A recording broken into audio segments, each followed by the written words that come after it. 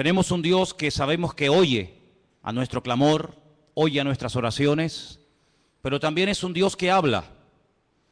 Imagínense ustedes lo que sería estar toda una vida, desde el día que le conocimos hasta el día que el Señor nos lleva a su presencia, hablando con Él, pidiéndole cosas, abriéndole nuestro corazón, pidiéndole por nuestro trabajo, por nuestros hijos, por nuestra familia, en fin, por lo que sea, y que el Señor nunca en todos los días, en todos los años sirviéndole, todos los años de haberle conocido, que nunca nos dijera ni media palabra.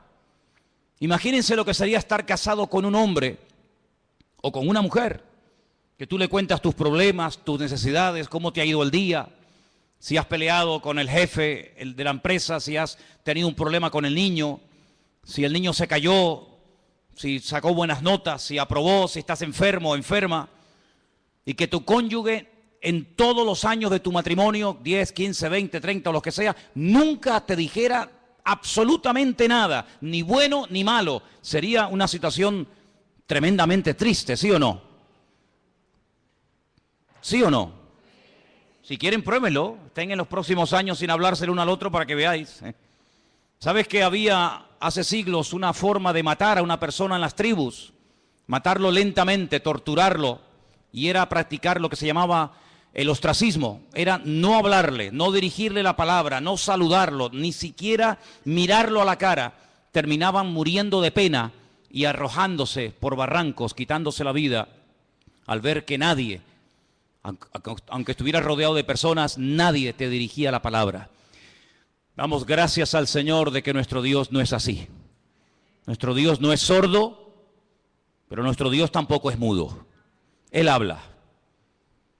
Y hay muchos textos a lo largo de la palabra de Dios donde vemos que Dios habla individualmente, colectivamente, durante el día, durante la noche, en momentos de urgencia, en la cárcel, en fin, en muchísimas situaciones, momentos y lugares de la vida. No siempre habla igual. No siempre el que tiene que oír la voz de Dios la oye.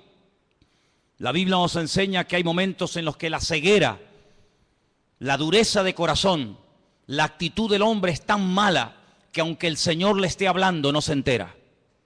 Y es tremendamente triste ver que a veces Dios le habla a la gente, le está mostrando el camino, le está indicando que por ahí no va bien o por aquí va bien o esto hay que hacerlo o aquello no hay que hacerlo y él ni se inmuta, ni se entera. Es como si el mensaje le pasara por encima de su cabeza. Vamos a ver en esta tarde diferentes formas como Dios nos puede hablar a nosotros, sí, hermanos, en pleno siglo XXI. Hoy en día nuestro Dios también habla. Hechos capítulo 8.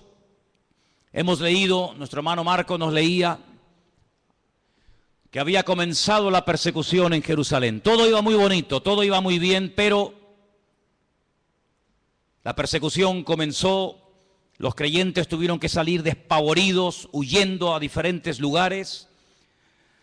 Y la Biblia nos cuenta en el capítulo 8 del libro de los Hechos la historia de uno de los diáconos de la iglesia primitiva. Eran varios, no nos cuenta la historia de todos, pero sí nos da detalles acerca de uno, personalmente, de Felipe.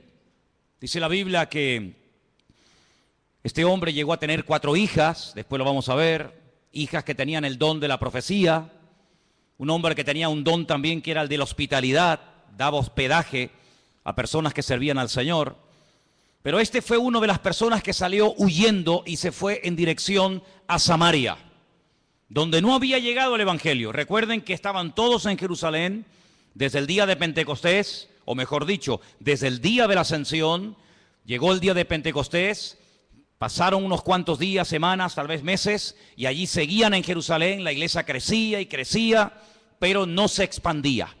Crecía solamente en un lugar y la voluntad del Señor era que fueran por todo el mundo, por todas las naciones de la tierra, por los 5 continentes predicando el Evangelio, pero ellos no iban a ir. Estaban muy cómodos, muy bendecidos, estaban muy a gusto en Jerusalén, a pesar de que a veces había prohibiciones por parte de las autoridades religiosas, sobre todo, de que no predicaran el Evangelio, pero ellos allí estaban muy cómodos. Miles y miles de personas cada día venían a las reuniones milagros, señales, prodigios, pero de ir a Samaria, olvídate. De salir de Israel, olvídate.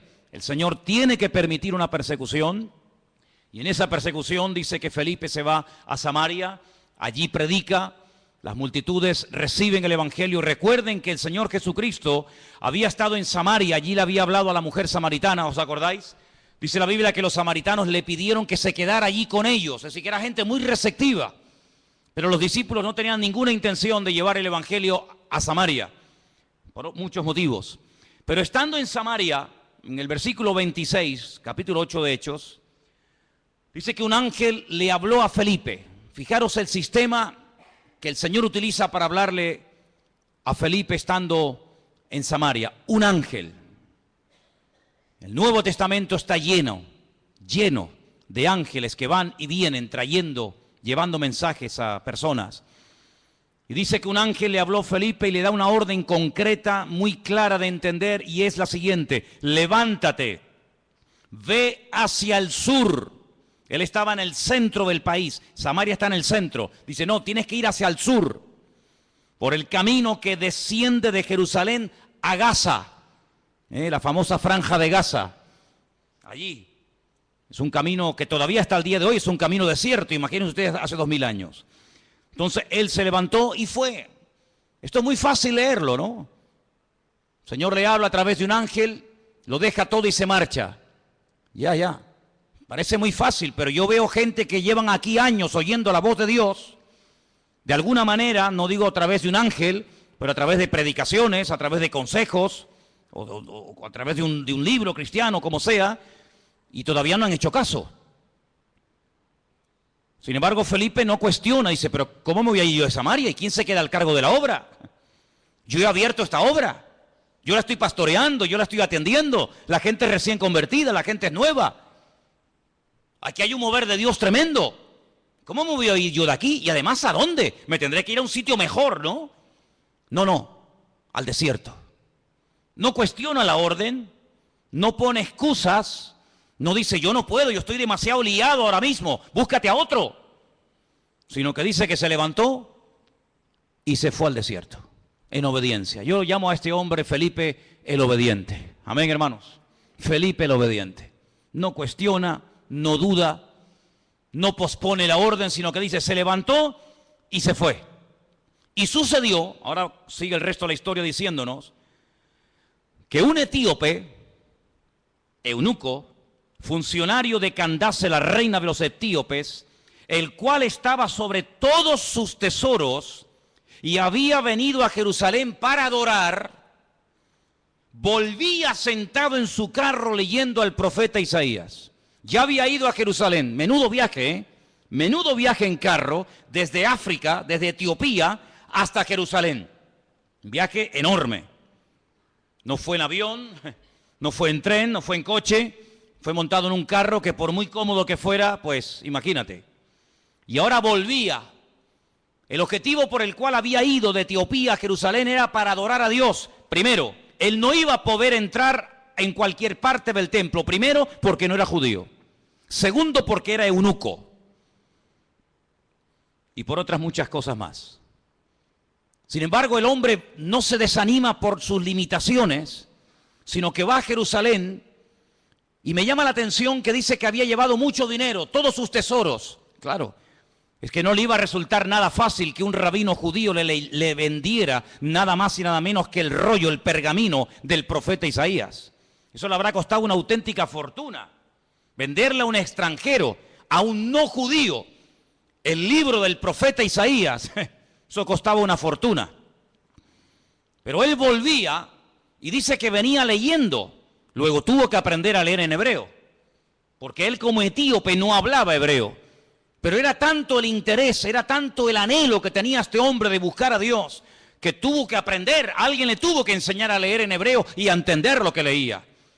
Y no contento con haber ido a adorar al templo a Jerusalén, volvía aprovechando el tiempo, sentado en su carro leyendo al profeta Isaías. Y yo le doy de verdad infinitas gracias al Señor, porque el Señor le mostró, el Señor le inspiró a Lucas, que es el que escribe este relato, y nos cuenta qué trozo del libro de Isaías venía leyendo. Nada más y nada menos que una parte del famoso capítulo 53 del libro de Isaías, que se titula Sufrimientos del siervo del Señor.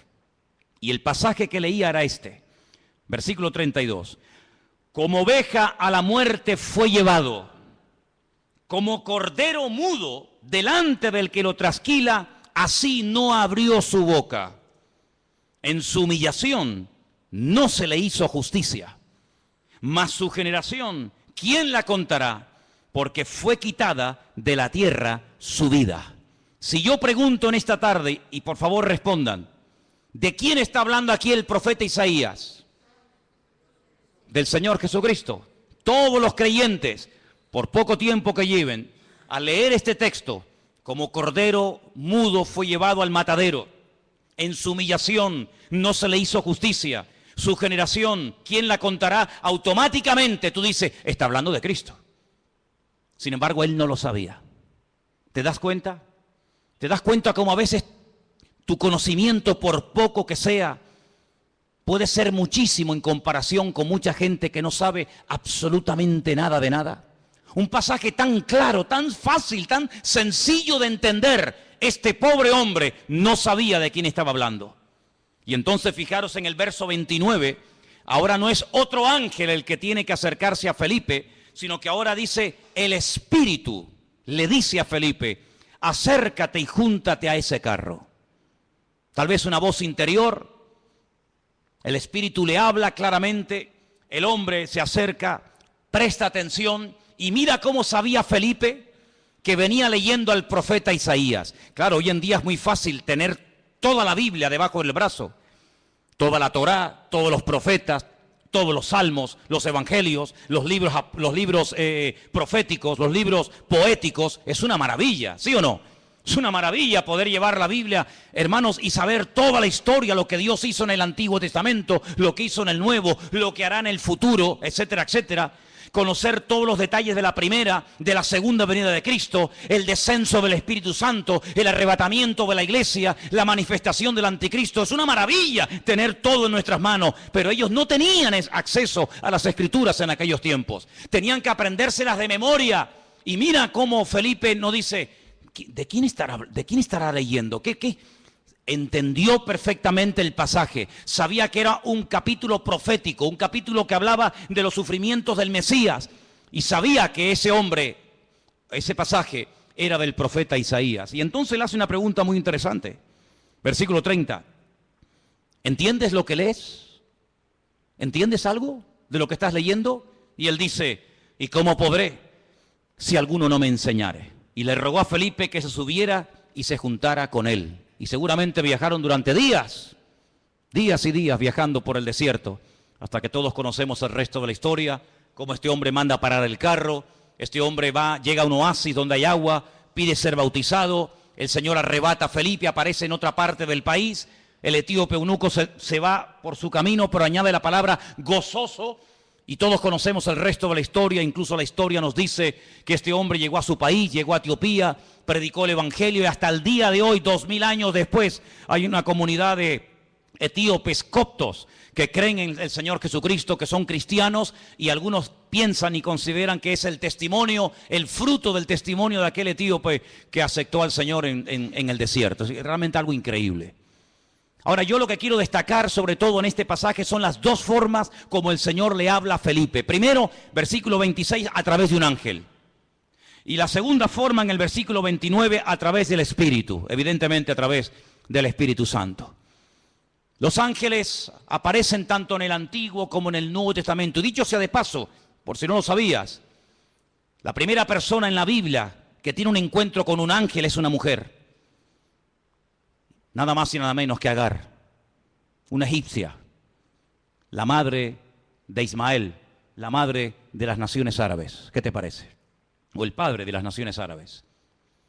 Y así a lo largo de toda la Biblia encontramos ángeles que hablan a personas en momentos puntuales. Dice la Biblia que algunos a lo largo de la historia dieron hospedaje a ángeles pensando que eran personas. Y no se daban cuenta de que aunque comían y hablaban y respiraban y los podías tocar, Lo que tenían delante de ellos eran auténticos ángeles. Y si no, miren el caso de Abraham, invitando a comer a ángeles, invitando a comer Lot, el sobrino de Abraham, a ángeles en su propia casa. Cómo los ángeles guiaban a los profetas en el Antiguo Testamento, cómo le indicaban por aquí sí, por aquí no. Cómo un ángel le habló a María, cómo un ángel le habló a Daniel, cómo un ángel llegó a una cárcel y abrió la celda y sacó a Pedro de la cárcel. Y toda la Biblia está llena de manifestaciones de ángeles. Y dice la Biblia que son espíritus ministradores que están al servicio de los que han heredado la salvación, es decir, a nosotros. ¿Cuántos dicen amén? Y lo más grandioso de todo esto que dice que el ángel del Señor, el mensajero del Señor, acampa alrededor de los que le temen y los defiende. Bendito sea Dios. Pero también habla el Espíritu. Y hay 7 versículos en el Nuevo Testamento que son iguales, 7 versículos idénticos. El que tiene oídos para oír, oiga lo que el Espíritu dice a la iglesia. Están en las famosas cartas de Juan a las iglesias del Apocalipsis, ¿verdad? Allí al final de la Biblia.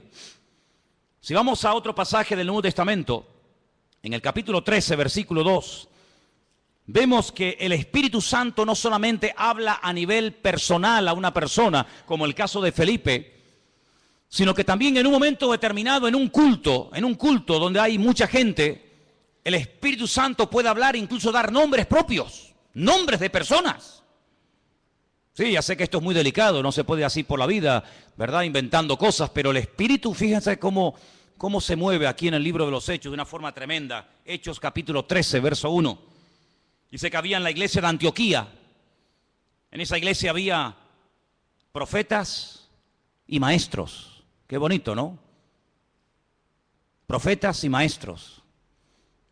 Y el nombre de estos profetas o maestros eran, pues uno era Bernabé, otro se llamaba Simón, otro era Lucio, otro era Manaén y otro era Saulo. Dice, ministrando estos al Señor y ayunando, dijo el Espíritu Santo, así claro, directo, contundente, apartadme a Bernabé y a Saulo para la obra a que los he llamado. Entonces, habiendo ayunado y orado, les impusieron las manos y los despidieron.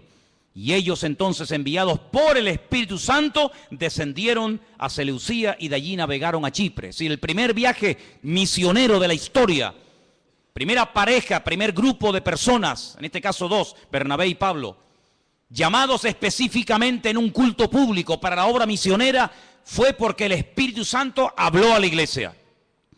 Y necesitamos como nunca antes que el Espíritu Santo hable a nuestras vidas y hable en nuestras congregaciones. ¿Cuántos dicen amén?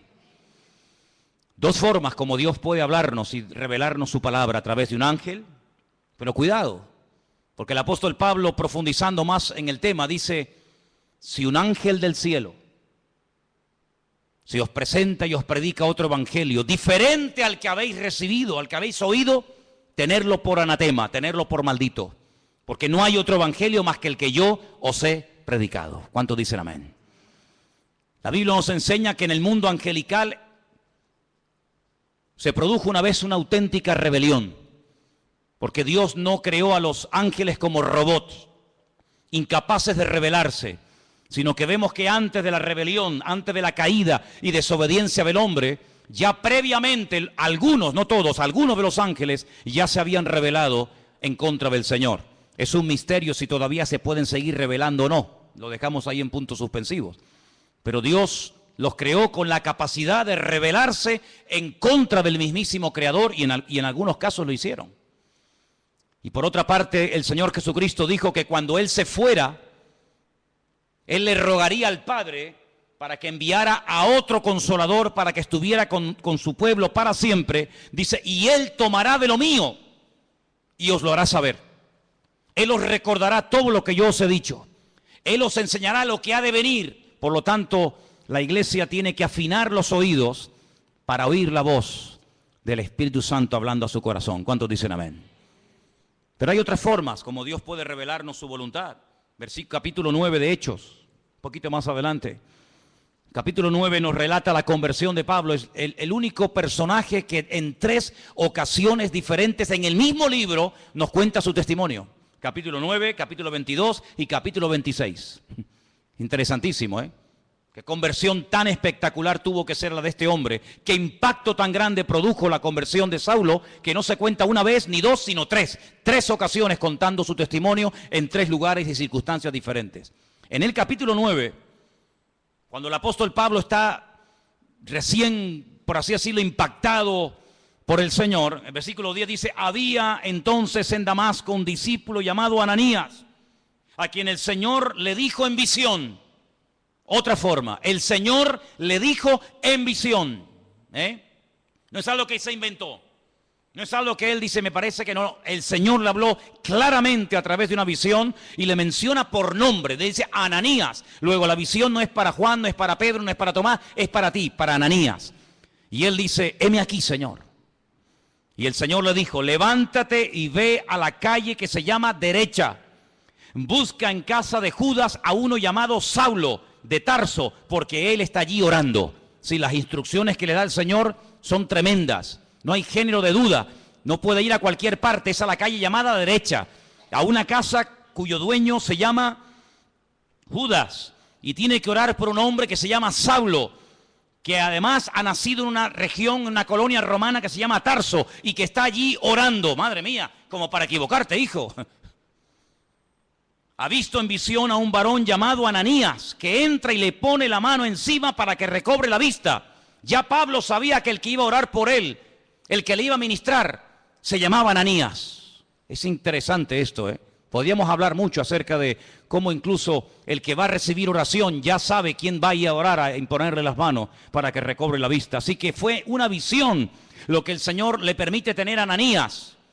Que el Señor sabía que estaba allí, que en cualquier momento podía utilizarlo como instrumento para ir a orar por una persona que a priori Ananías dice: pero Señor, es un peligro, yo me juego la vida si voy a orar por este hombre. Porque dice Ananías, verso 13, Señor, hemos oído de muchos acerca de este hombre. ¿Cuántos males ha hecho a tus santos en Jerusalén? Este hombre es peligroso, este hombre no se anda con chiquitas. Y aún aquí tiene autoridad de los principales sacerdotes para aprender a todos los que invocan tu nombre. Y el Señor le da instrucciones y lo calma, ¿verdad? Y le dice: tranquilo, porque vas a orar por un hombre que va a ser un instrumento tremendo en mis manos. Este hombre va a llevar mi nombre en presencia de los gentiles y de reyes y de los hijos de Israel. Fíjate qué triple ministerio. Porque yo le mostraré cuánto le es necesario padecer por mi nombre, medida por medida, como dice el refrán. Él ha hecho padecer a mis santos, yo le haré padecer a él. Así como él hizo padecer a los demás, también él experimentará en carne propia lo que sufre un creyente cuando es perseguido, cuando es calumniado, cuando es encarcelado, cuando es torturado. Así como él lo hizo a los demás, yo permitiré que se lo hagan a él, para que él sepa también lo que sufrieron aquellos que recibieron su justo trato, ¿verdad? Así que ya vamos por 3 formas diferentes. Vimos en el verso 26 un ángel, en el verso 29 el Espíritu Santo hablándole a Felipe. Ahora en el capítulo 9 vemos al Señor hablándole a través de una visión a un discípulo llamado Ananías en la ciudad de Antioquía. Si vamos, por ejemplo, al capítulo 17 del libro de los Hechos, versículo 10, fijaros qué interesante esta porción. Hechos capítulo 17, versos 10 y 11. Inmediatamente los hermanos enviaron de noche a Pablo y a Silas hasta Berea. Ellos, habiendo llegado, entraron en la sinagoga de los judíos. Y estos eran más nobles que los que estaban en Tesalónica, pues recibieron la palabra con toda solicitud, escudriñando cada día las Escrituras para ver si estas cosas eran así. Así que creyeron muchos de ellos y mujeres griegas de distinción, dice aquí, y no pocos hombres. La forma más tradicional, la forma más normal, como en el día de hoy a nosotros nos puede y nos debe de hablar el Señor, es a través de las Escrituras, a través de la palabra escrita del Señor. En ella vamos a encontrar las respuestas a todas nuestras preguntas. En ella vamos a encontrar ejemplos. En ella vamos a encontrar personajes que se encontraron en situaciones muy parecidas o similares a las tuyas. ¿Qué hacer en momentos de calumnia, de soledad, de enfermedad, de incomprensión? ¿Qué hacer cuando quiero agradar a Dios y me cuesta deshacerme de ciertas y determinadas ligaduras o obligaciones, entre comillas, que me impiden servir al Señor. En la Biblia vas a encontrar la respuesta a eso y a mucho más de lo que tú te puedes imaginar. Y por eso queda reflejado, queda plasmado en el libro de los Hechos que los hermanos de Berea eran personas, dice la Biblia, nobles. Porque dice que cada día escudriñaban después del mensaje si lo que Pablo les acababa de enseñar era realmente así o no era así. Eso es como si ahora al terminar el culto, yo cojo y me voy a casa y ustedes se reúnen aparte en este salón o por varios grupos y comienzan a debatir, comienzan a hablar entre ustedes diciendo, hermanos, pastor, esta tarde nos ha hablado de esto, ¿qué opinas? Pues oye, lo que ha dicho es cierto o no es cierto, o lo dice aquí o lo dice allá. Así hacían los hermanos de Berea. Pero no con un espíritu crítico, no para buscarle el fallo, no para criticar o cuestionar la enseñanza, no, sino para reafirmarse en lo que aparentemente parecía del Señor, pero ellos querían no solamente oír, sino que la palabra avalara, que la palabra, ¿verdad?, apoyara el mensaje, la enseñanza del apóstol Pablo, lo cual me parece excelente. ¿Cuántos dicen amén? Personas que sabrían, bueno, tú tienes algo que decir, venga, sube, compártenos, predícanos, ¿has terminado? Sí, ¿tienes algo más que decir? ¿No? Muy bien, gracias hermano, que Dios te bendiga. Ahora nos quedamos un momento, opinamos, charlamos, escudriñamos las Escrituras para ver si ese argumento que nos presentó tiene base bíblica, para ver si eso que nos dice de que aquel hombre era el Mesías y era el verdadero, a ver si es así, si no es asado. Realmente algo increíble, así deberíamos de ser todos nosotros. El apóstol Pablo le recomendaba a su hijo en la fe, a Timoteo, entre tanto que yo voy, ocúpate en la enseñanza, en la lectura y en la exhortación. Y le dice algo tremendo. La otra noche me desperté con ese texto y hasta sabía dónde estaba ese versículo que está en 2 de Timoteo 3:16. Toda la Escritura es inspirada por Dios. ¿Cuántos conocen ese versículo? ¿Lo buscamos? 2 de Timoteo 3:16. Vamos a leerlo juntos, por favor. Versículo que deberían ustedes de aprenderse de memoria. Muy útil en estos tiempos. Dice así, 2 de Timoteo 3:16. Vamos a leerlo juntos. Toda la Escritura es inspirada por Dios, útil para enseñar, para redarguir, para corregir, para instruir en justicia, a fin de que el hombre de Dios sea perfecto, enteramente preparado para toda buena obra. Así que cuando usted busca ser instruido, ser enseñado, ser amonestado, ser confrontado, vaya a la palabra y la palabra le va a hablar. Si usted tiene una buena actitud, si usted verdaderamente quiere aprender, si usted verdaderamente quiere corregir cualquier error doctrinal, cualquier mala costumbre de su vida, vaya y a la luz, al espejo de la palabra de Dios, el Señor le va a hablar, porque la palabra dice que es útil y ayuda al que está empezando, ayuda al que lleva mucho tiempo, ayuda al que está pensando dar un paso de fe, ayuda al que está un poco decaído y no sabe qué hacer, ayuda al nuevo, al viejo, nos ayuda a todos. La palabra de Dios es tremendamente útil. ¿Cuántos dicen amén? Y hay que escudriñarla. Jesús dijo, escudriñad, meteros en la palabra, estudiar la palabra, porque ellas son las que dan testimonio de mí. Me llama mucho la atención que cuando el Señor Jesucristo resucitó, en una de las apariciones, va caminando por un camino llamado el famoso camino de Emaús, y se acerca a dos personas que van desanimadas, van desilusionadas, porque ellos tenían una expectativa, ellos tenían la confianza de que el Señor Jesucristo era el verdadero Mesías. Y como no se han cumplido aparentemente sus expectativas, van tristes, cabizbajos, van caminando, debatiendo entre ellos, y de repente se aparece el Señor y se une a la conversación. Permítame leerles en Lucas 24, a partir del versículo 21. Presten atención porque de verdad que es una porción tan interesante, tan edificante. ¿Qué hizo el Señor para levantar el ánimo? ¿Qué hizo el Señor para quitar la tristeza, la desilusión de los corazones de estos dos hombres sinceros que esperaban algo que aparentemente no se cumplió? Veamos. Lucas 24, versículo 21. Nosotros esperábamos que Él era el que había de redimir a Israel. Fíjate qué ilusionados estaban. Por fin ha llegado el Redentor, el Mesías. Esperábamos la redención de Israel. Y ahora, además de todo esto, hoy es ya el tercer día que esto ha acontecido. Parece como que por un momento les pasa por la mente el hecho de que Él había dicho que al tercer día resucitaría. Así que ya van 3 días, no lo hemos visto resucitado. No se cumplió la expectativa que teníamos en Él de que redimiría a Israel de la opresión del yugo romano. Volvería a ser instaurada la monarquía. Un descendiente de la casa del rey David nos traería la libertad. Por lo tanto, todas nuestras ilusiones y nuestros sueños se han venido abajo, se han roto. Versículo 22 dice, aunque también nos han asombrado unas mujeres de entre nosotros, las que antes del día fueron al sepulcro y como no hallaron su cuerpo, vinieron diciendo que también habían visto visión de ángeles, quienes les dijeron que Él vive. Aquí hay algo extraño, porque por una parte son conscientes de que unas mujeres por lo visto, según cuentan ellas, Él ha resucitado, pero el argumento que ellos presentan no es un argumento de fe, no es un argumento contundente, sino dice que ellas dicen que ha resucitado porque no encontraron el cuerpo.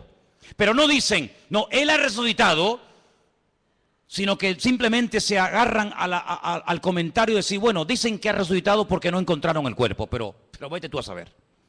No están muy convencidos de que aquel testimonio era correcto. Además, perdonen las hermanas, en los tiempos de la Biblia, los testimonios de las mujeres no tenían ningún valor.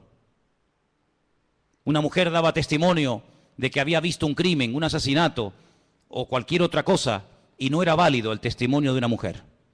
Por lo tanto, unas mujeres de entre nosotros, supuestamente de buen testimonio, de confianza, han venido con este comentario, pero entonces dice que algunos fueron de los nuestros al sepulcro y hallaron así como las mujeres habían dicho, pero a Él no le vieron. ¿Pero cómo le van a ver si ha resucitado? Si te quedarías más tranquilo saber que algunos de los nuestros fueron al sepulcro y lo vieron allí, entonces ¿qué testimonio hay en eso? Algunos de los nuestros fueron a comprobar si verdaderamente había resucitado y cuando llegaron allí no lo vieron. Pues ¿te parece poco testimonio? Es que ese es el gran testimonio. Es cuando hemos ido a Jerusalén y nos metemos dentro del sepulcro y algunos hermanos, no siempre, pero algunos me preguntan, dicen, una pregunta ahí, ¿y qué hemos venido a ver aquí? Digo, aquí, nada. Aquí hemos venido a ver una cueva vacía, una tumba vacía. Este es el gran testimonio. Si viniéramos aquí y viéramos que está ocupada, te aseguro que yo no hubiera venido aquí tantas veces. Pero lo grandioso de nosotros es que vamos a Jerusalén y vemos una tumba que está totalmente vacía y se puede visitar. ¿Cuántos dicen amén? Si estuviera ocupada, pues menuda ruina. Vana sería nuestra fe, dice la Biblia. Ahora escucha bien esto. Esto es tremendo. Entonces Él les dijo, ahora habla el Señor, hasta ahora han hablado ellos, ahora va a hablar el Señor y les dice, oh insensatos y tardos de corazón para creer todo lo que los profetas han dicho. Tardos de corazón, ¿por qué os cuesta tanto creer? Eso significa tardos de corazón. ¿Por qué tardáis tanto en creer? Una pregunta, ¿hay alguno entre nosotros que sea tardo de corazón? ¿Alguien que le cueste creer? Has oído el testimonio de fulanito, has visto la vida cambiada de no sé quién, has oído el milagro de tal, has escuchado al pastor predicar, has escuchado el otro día a otro chico predicando, has ido a una iglesia por aquí, has ido a una iglesia por allá. Bueno, todavía no estás convencido. Eso se llama ser tardo de corazón. No tenemos que ser tardos de corazón, tenemos que estar abiertos a creer lo que hay que creer y a rechazar lo que no hay que creer, hermano. ¿Cuántos dicen amén? Hay gente que lee el periódico y todo lo que leen se lo creen. Tienen una fe impresionante en el periódico. O ven un programa de televisión y se creen todo lo que los que han estado en esa tertulia acaban de decir. Pero después cuando leen la Biblia, la dudan y la cuestionan.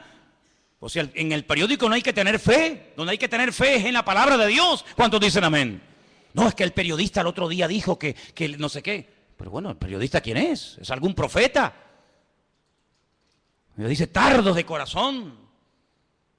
¿No era necesario que el Cristo padeciese estas cosas y que entrara en su gloria? ¿Es que acaso ha ocurrido algo por casualidad? ¿Es que se le ha ido de las manos el control al Eterno? ¿No era necesario que ocurriera todo esto? Su muerte, su crucifixión, su rechazo, su resurrección. ¿Era necesario todo esto? Todo ha salido perfecto. Todo ha salido perfecto. Es que Pilato podía haberle librado de la muerte, pero gloria a Dios que no lo libró, aunque suene fuerte, ¿sí o no? Gloria a Dios que no dijo, pues no, yo aquí mando, yo soy el gobernador y os vais todos para casa. Yo a este hombre lo encuentro inocente y lo perdono. Venga, Jesús, vete para casa. Menuda ruina. Yo doy gloria a Dios que Pilato, a pesar de que sabía que era un hombre justo e inocente, lo mandó a crucificar. ¿Tú no? Yo me alegro muchísimo de que nada ni nadie pudo librar de la muerte al Señor. Nada ni nadie. Yo lo doy gracias al Señor de que aguantó la tentación de no bajarse de la cruz cuando le decían, si eres el Hijo de Dios, bájate y demuéstralo. Él podía haber dicho, pues mira, te lo voy a demostrar, hombre. Ya me tenéis hasta las narices. Pero yo doy gracias al Señor de que no se bajó. Yo doy gracias al Señor que se murió y que murió como tenía que morir. Y también doy gracias al Señor porque todas las profecías que estaban escritas acerca de Él se cumplieron perfectamente. Y por eso Él les dice, todo esto era necesario. Y comenzando desde Moisés, desde la Torá, el Pentateuco, siguiendo por todos los profetas, Isaías, Jeremías, Habacuc, Sofonías, Abdías, Malaquías, etcétera, etcétera, etcétera, les declaraba en todas las escrituras lo que de él decían. Aquí menciona a Moisés, la Torá, menciona a los profetas y menciona las escrituras. Y con esas tres palabras en hebreo forman la palabra Tanaj. Así se llama el Antiguo Testamento en hebreo, Tanaj, que es la unión de la Torá, de los Neviín y de los Ketubín, de los profetas, de los escritos y de la ley de Moisés, la Torá. Y les abrió los ojos y les mostró cómo a través de las escrituras tenían que creer que lo que había ocurrido no era producto de la casualidad. Y por eso, amados, nosotros tenemos hoy en día una herramienta tremenda. Podemos estar seguros de que Jesús no fue un impostor. Podemos estar plenamente convencidos de que el Nuevo Testamento no es una historia inventada, de que Jesús no es un mito, un personaje histórico, pero que a la hora de la verdad no existió. Nosotros podemos tener la completa seguridad de que la palabra que tenemos en nuestra mano no ha sido ni tergiversada, no se la ha quitado, no se la ha añadido, es una palabra perfecta. Y el cielo y la tierra podrán pasar, pero su palabra permanecerá por toda la eternidad.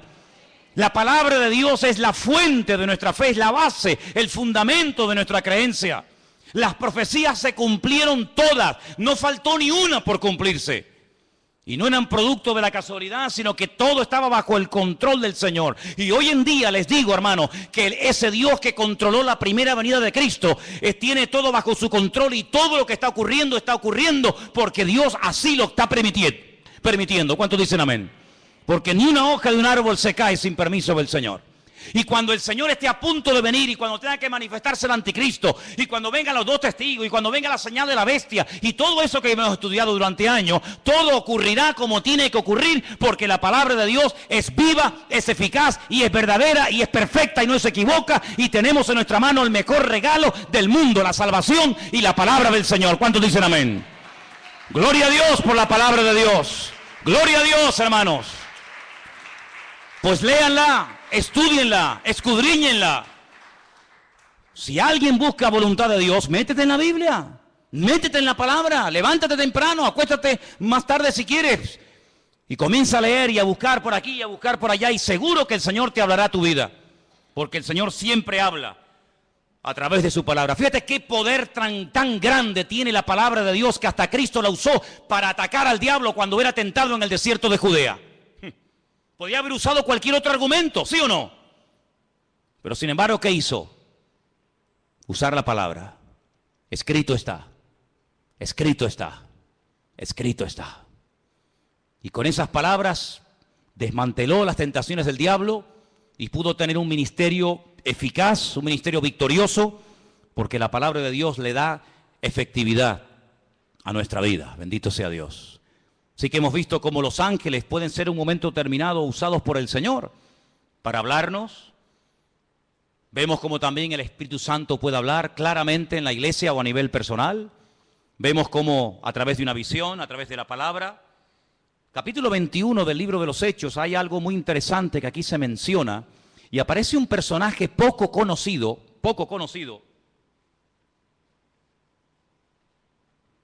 pero que trae un mensaje muy interesante. Estamos en el libro de los Hechos, capítulo 21, versículos del 8 en adelante. La intención de Pablo es ir a Jerusalén.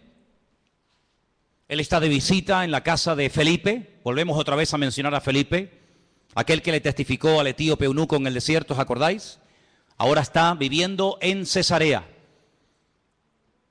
Se menciona no el nombre de su esposa, pero sí nos dice la Biblia que tenía 4 hijas que eran profetisas, eran doncellas. Vamos a leer.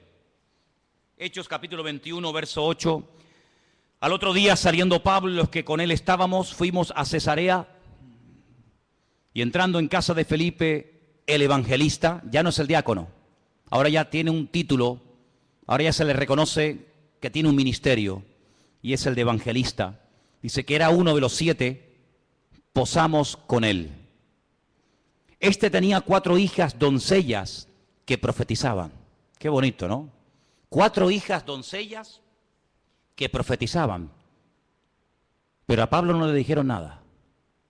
Es interesante, ¿eh? 4 hijas doncellas que profetizaban, pero a Pablo no le comunicaron absolutamente nada. Tiene que venir un varón, versículo 10, permaneciendo nosotros allí algunos días, descendió de Judea un profeta llamado Agabo. No hay ningún libro en la Biblia, libro del profeta Agabo, pero era un profeta, eso lo dice la Biblia. Y dice que vino a vernos, tomó el cinturón, el cinto de Pablo, se ató los pies y las manos y dijo: esto dice el Espíritu Santo. Agárrate. Así atarán los judíos en Jerusalén al varón de quien es este cinto y le entregarán en manos de los gentiles. Tremendo, ¿eh? Si el Señor le está advirtiendo, no prohibiendo, que es muy diferente, ¿eh? Una cosa es que Dios te advierta de un peligro y otra cosa es que Dios te prohíba hacer o decir o ir a un determinado lugar. Aquí el Señor no le está prohibiendo a Pablo nada, sino le está advirtiendo: esto es lo que te va a pasar si subes a Jerusalén. Es como cuando David consultaba con el Señor, tomando el efod, dice la Biblia, consultaba palabra del Señor y decía: Señor, por esta gente que yo he dado tanto, esta ciudad que yo liberé, esta ciudad por la que yo di mi vida y mis soldados se jugaron la vida para liberarla, si yo me quedo aquí y vienen a reclamarme mi vida, ¿los habitantes de esta ciudad me entregarán sí o no? Y le dice el Señor: sí, te entregarán, seguro, no te quepa la menor duda. ¿Qué hace David? Sabiendo que si se queda en la ciudad le van a entregar, David coge y se marcha. Tenía las 2 opciones, era algo futurible, algo que podía ocurrir. Depende de la actitud del que recibiera el mensaje. Si te quedas, te entregan. Si te vas, no pasa nada. En este caso, Agabo, este profeta que viene de Judea, le dice al apóstol Pablo: mira, así como yo me estoy amarrando con tu cinturón, es un mensaje objetivo para que lo entiendas. Así como me están amarrando con tu cinturón, así te van a amarrar a ti como subas a Jerusalén. ¿Qué hace Pablo? Sigamos leyendo. Versículo 12. Al oír esto, le rogamos nosotros y los de aquel lugar que no subiese a Jerusalén. Entonces Pablo respondió, y miren lo que dice: ¿qué hacéis llorando y quebrantándome el corazón? Porque yo estoy dispuesto no solo a ser atado, mas aún a morir en Jerusalén por el nombre del Señor Jesús. Tremendo, ¿eh? Como no le pudimos persuadir, desistimos diciendo: hágase la voluntad del Señor. A veces le decimos a una persona: no hagas esto, no hagas tal, no hagas cual. Pero en resumidas cuentas, lo que tenemos que orar es: Señor, que se haga tu voluntad. en la vida de esta persona. Obligar a una persona a hacer algo que en el fondo no quiere hacer no sirve de nada, porque en cuanto te dé la espalda lo va a hacer. Señor, yo ya le he hablado, Señor, yo ya le he dicho lo que hay, lo que le puede pasar, pero que se haga tu voluntad, porque yo no soy Dios. Haz tú la obra en este hombre o en esta persona. ¿Cuántos dicen amén? Tú sabes lo que te va a pasar. Te van a atar, te van a meter mano, lo vas a pasar mal. Te pedimos, por favor, hermano, que no subas. Yo no sé, y permítame dar una opinión personal, yo no sé si Pablo se equivocó. Yo no sé si Pablo tenía que haber sido más precavido y podía haber dicho, bueno, pues, ¿qué necesidad tengo yo de subir a Jerusalén? Voy a seguir predicando en otros lugares. Yo no sé si Pablo pecó de imprudente. Lo que está bien claro es que Pablo no tenía la prohibición de no subir. Si el Espíritu le hubiera dicho que no subiera, Pablo no hubiera subido, te lo puedo asegurar. Porque Pablo era un obediente a la voz del Señor. Había momentos en los que Pablo quería ir a predicar a un lugar y el Espíritu se lo prohibía y Pablo no insistía. Pablo decía, bueno, pues si no quiere el Señor, no voy, y punto. Había momentos en los que Pablo se dejaba descolgar en un canasto por un muro para salir huyendo, porque él entendía que era el momento de huir, pero hay momentos en los que es el momento de quedarse. Y Pablo entendió que tenía que subir a Jerusalén a pesar de lo que le han advertido que le va a pasar. Luego, aquí hay un mensaje profético personal en la vida de Pablo, que Pablo lo tiene en cuenta, pero por encima de esa palabra profética, por encima de esa palabra de advertencia, diríamos más bien, el apóstol Pablo decide subir y todos conocemos el resto de la historia. La vida de Pablo dio un giro total y absoluto a raíz de esa decisión de subir a Jerusalén. Sabemos todos, en fin, todo lo que se le vino encima. Dios puede hablar también, ¿cómo no? A través de palabras proféticas, sí, claro que sí. Pero Pablo, por encima de la palabra profética, y este era un profeta verdadero y genuino, por encima de esa palabra, pone el sentir de su corazón y su relación con Dios, y el argumento que presenta es este: no me estéis lloriqueando ni quebrantándome el corazón, porque quiero dejar bien claro que no solamente estoy dispuesto a que me aten y me torturen, sino estoy dispuesto incluso a dar mi vida, si hace falta, por la causa del Evangelio y por mi Señor Jesús. Lo tenía clarísimo en su vida. Así que hemos visto cómo los ángeles, el Espíritu Santo, a través de una visión, el Señor también con voz audible, como no, a través de profecías, pero también hemos visto muchas veces en la palabra de Dios que Dios habla a través de sueños, ¿sí o no? Muchas veces. El caso de José, el caso del otro José, el del Nuevo Testamento, que dice que dice la Biblia que el Señor le habló en un sueño, que tenía que aceptar a su mujer, que no la había engañado, que no le había mentido, ¿verdad? Hay momentos en la Biblia en los que Dios habla a través de sueños.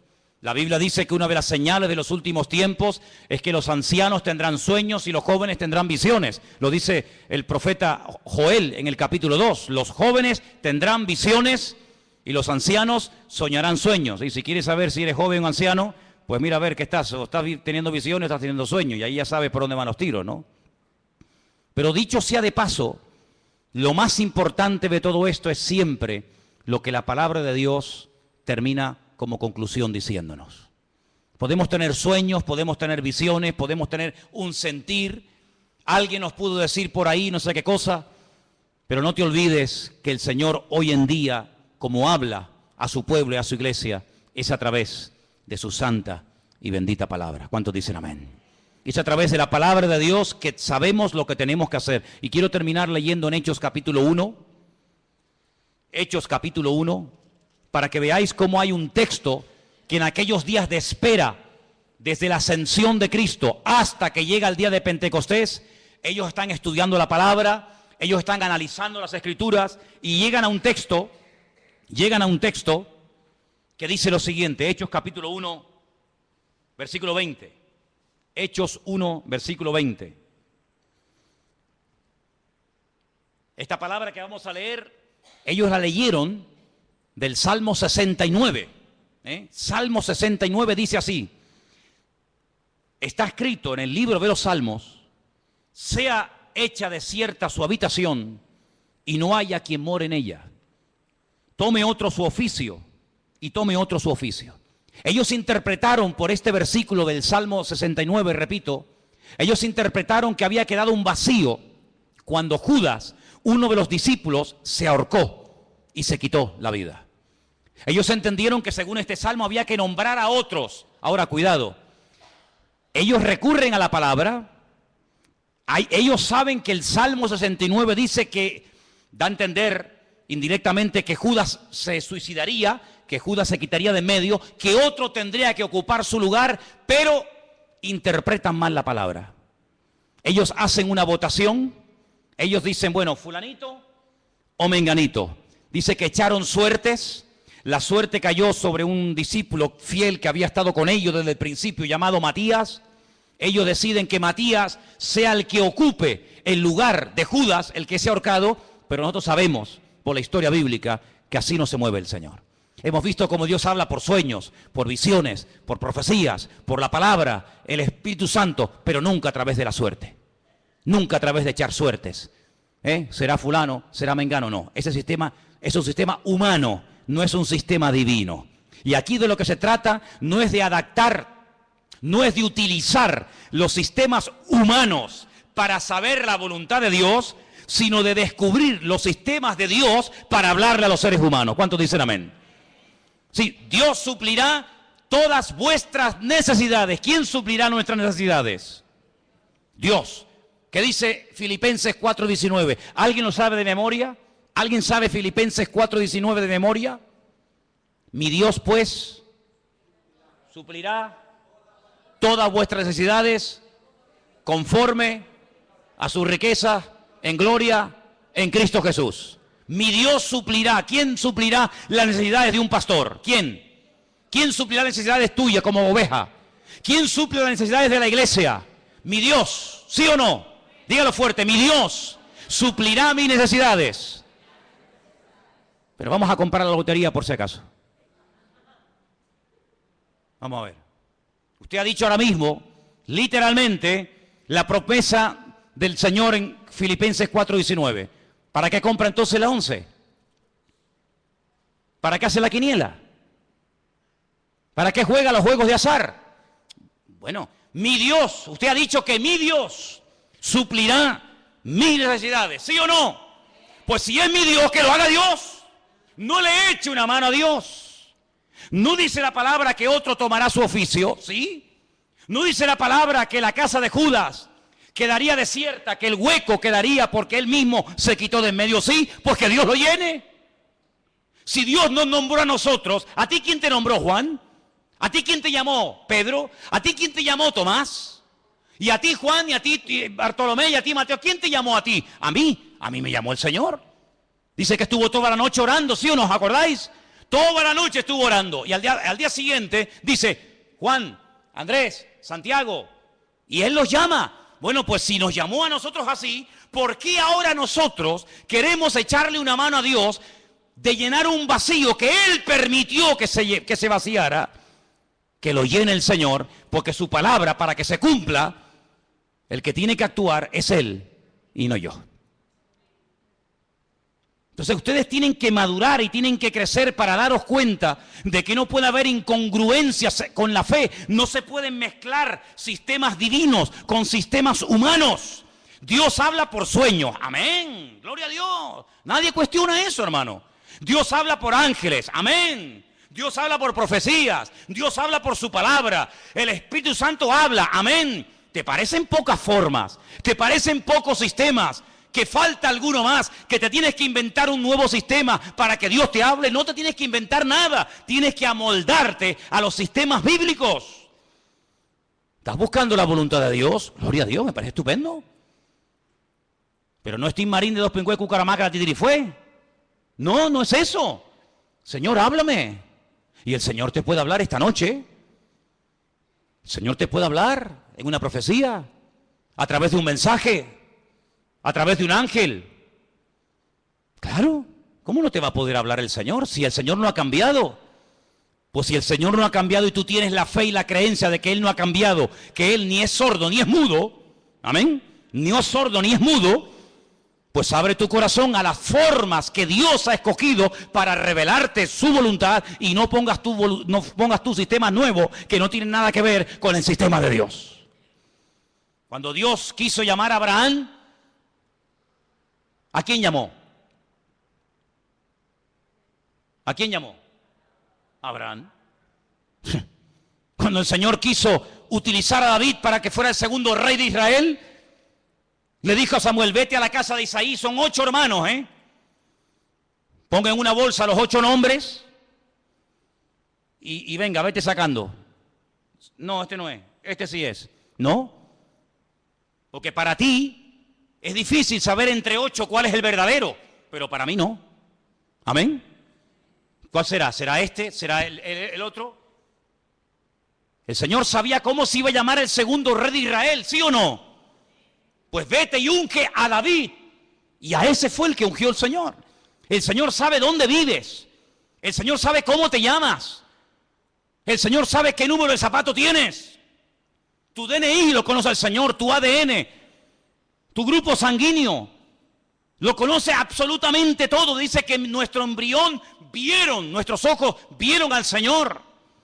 Por lo tanto, amados hermanos, no tengamos temor de que no vas a saber qué hacer en la vida. Porque el que busca halla, el que llama se le abrirá y el que pide recibe, dice la palabra. Lo que hay es que buscarle de corazón, lo que hay es que buscarle de verdad. Pero ahora te digo lo siguiente, si tú lo buscas de verdad, si tú le pides, Señor, háblame, si tú le pides, Señor, guíame, si tú le pides, Señor, úsame, si tú le dices, Señor, cuenta conmigo, cuidado porque Dios te va a tomar la palabra. Y cuando Dios te hable, ya no tienes excusa. Cuando Dios te diga, sí, úsame, pues venga, ahora la obra. Ay, pero espera, no. Tú me dijiste que te usara y yo te quiero usar y tú me estás poniendo pegas. Ahora no, mañana y espérate que no sé qué y espérate que no sé cuánto. No hagas un plan paralelo. Tú tienes que adaptarte al plan y al diseño y al propósito de Dios para tu vida y no tener tú un plan paralelo y de vez en cuando te metes en el plan de Dios y de vez en cuando quieras que Él se meta en el tuyo. No, hay solamente una línea y es la línea que Dios te marca, no la que tú te estás inventando a tu manera. El Señor dice, encomienda al Señor tu camino. Confía en Él. Y Él hará. Eso es lo que dice la Biblia. No hay otra forma, no hay otra manera. No hay ningún atajo. Sino que siempre hay el mismo precio a pagar. Sinceridad, perseverancia, constancia. Y el Señor es galardonador de los que le buscan. Si tú estás buscando palabra de Dios para tu familia, para tu matrimonio, para tus estudios, para tu presente o para tu futuro, si estás buscando palabra de Dios, no que Dios te bendiga tus planes, porque Dios no tiene ninguna obligación de bendecir tus proyectos, Eso es lo que a lo mejor alguien te enseñó, pero yo no te lo enseñaré nunca. Dios no tiene ninguna obligación de avalar y de apoyar tus negocios, tus proyectos, tus ideas, tus planes, tus anhelos y tus sueños de la vida. No, te equivocas. Dios bendice lo que es de Él, lo que Él manda que se haga, lo que Él manda que se ejecute. Eso es lo que Él bendice y prospera y respalda y sostiene. Lo demás no tiene nada que ver con sus sueños. Cierra tus ojos en esta tarde, allí donde estás. Yo te he enseñado. Dios habla a través de ángeles. Dios habla a través de su Espíritu Santo. Dios habla a través de visiones. El Señor habla con voz audible, personalmente, a través de su bendita palabra. A través de palabra profética, a través de sueños. Mira, 1, 2, 3, 4, 5, 6, 7 formas diferentes. 7 formas diferentes. Qué curioso, Toda la música que existe, toda la ópera, toda la música que existe, cualquier estilo que sea, está basado en 7 notas. Con 7 notas principales, de ahí se ha hecho toda la música. Con las poquitas letras de nuestro abecedario, de nuestro alfabeto, se ha escrito todos los libros y toda la poesía y toda la literatura que está escrita en nuestro idioma. No falta nada, no falta ni una sola letra. No falta nada ni sobra nada. Todo está perfecto. Con estas 7 formas que te he mostrado esta tarde, es más que suficiente para que tú, hermano y hermana, conozcas la voluntad de Dios para tu vida. El problema no está en los sistemas de Dios. El problema está en los receptores que a veces hacen caso omiso a como Dios está hablando. Pero en esta tarde, Señor, te doy gracias porque tú hablas a través de sueños y de visiones. Te doy gracias porque hablas a través de, Señor, tus siervos que predican tu palabra. Te doy gracias, Señor, porque hablas a través de tu Espíritu Santo y en día a tu pueblo. Y tú también directamente hablas a nuestras vidas, mi Dios. Te doy gracias, Señor, porque tú hablas de tantas y tantas formas y maneras. Ayúdanos a obedecerte, Jesús. Ayúdanos a someternos a tu voz y poder decirte, habla, que tu siervo oye. Señor, habla durante la noche, habla durante los sueños y el descanso. Habla de día, habla al joven y al niño, habla al casado y a la soltera, Señor. Pero no pares de hablar a tu iglesia, Dios. Habla, Señor, habla, Señor. Quita la cera de nuestros oídos, Señor. Quita los tapones de nuestros oídos para que podamos discernir la voz, el silbo apacible de nuestro Dios en medio de la tormenta de la vida. Habla, Señor, habla, Señor. Sopla, Espíritu Santo, sobre tu pueblo en esta tarde, Dios mío. Renueva, Señor, el anhelo de agradarte, de servirte. Habrá algo más glorioso que servirte a ti. Habrá algo más maravilloso que dedicarte la vida a ti. Bendito sea el nombre del Señor. Bendito sea el nombre del Señor. Los cielos y la tierra están llenas de tu gloria, Señor. Alabado sea, Señor. Si estás buscando la voluntad de Dios para tu vida, si estás buscando servir al Señor de alguna manera, abre tu corazón. El más interesado en que le oigas es Él. El más interesado en que hagas su voluntad es Él. Él sí que tiene ganas de hablarte. Él sí que tiene ganas de revelarse a su vida. Él sí que tiene ganas de guiarte y de pastorearte. Él sí que tiene ganas. Él no está sordo ni mudo. Él habla al corazón dispuesto a la vida diligente, al hombre y a la mujer humilde que quieren hacer la voluntad de Dios. Aleluya. Bendito sea tu nombre, Padre. Gracias porque tu palabra es viva, es eficaz. Siempre toca, siempre habla, siempre dirige. Lámpara es a mis pies tu palabra y lumbrera mi camino. Aleluya.